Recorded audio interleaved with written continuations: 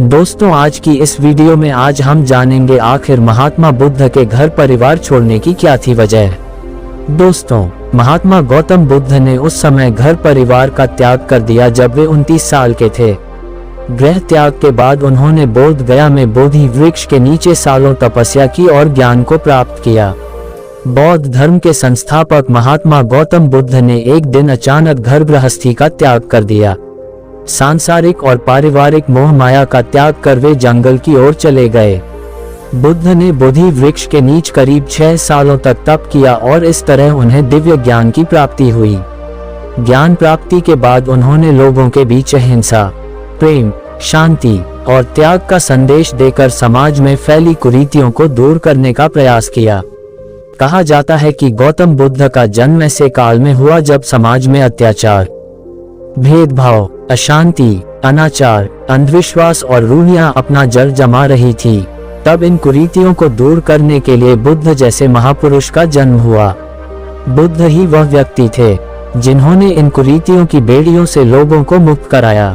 महात्मा बुद्ध का असली नाम राजकुमार सिद्धार्थ था। कहा जाता है कि वे बचपन से ही अन्य बच्चों से काफी अलग थे। वह बचपन में भी नटखट और चंचल होने के बजाय शांत व गंभीर स्वभाव के थे और बहुत कम बोलते थे। उन्हें अधिकांश समय एकांत में बैठना और चिंतन करना अच्छा लगता था। जैसे जैसे गौतम बुद्ध बड़े होने लगे उनका ये स्वभाव और भी जटिल होता गया। इस तरह से धीरे धीरे सामरिक सुखों के प्रति उनकी रुचि भी खत्म होने लगी। उनका विवाह कर दिया और कुछ समय बाद एक पुत्र भी हुआ। लेकिन बुद्ध का वैराग्य भाव बढ़ता ही चला गया। इस तरह एक दिन बुद्ध ने चुपचाप गृह त्याग कर दिया।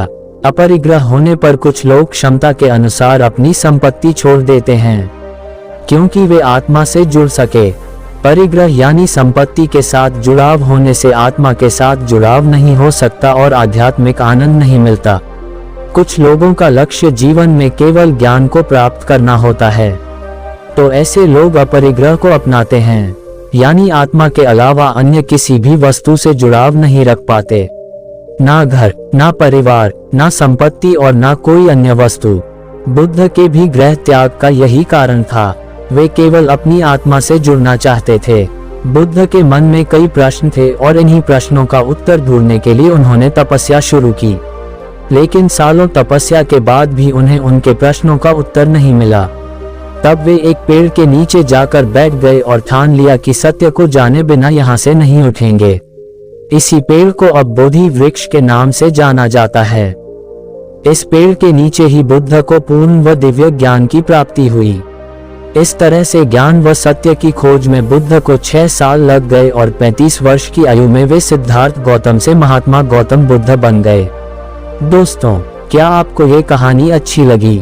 अगर अच्छी लगी तो कमेंट बॉक्स के माध्यम से अपने अनुभव पाठकों के साथ जरूर शेयर करें।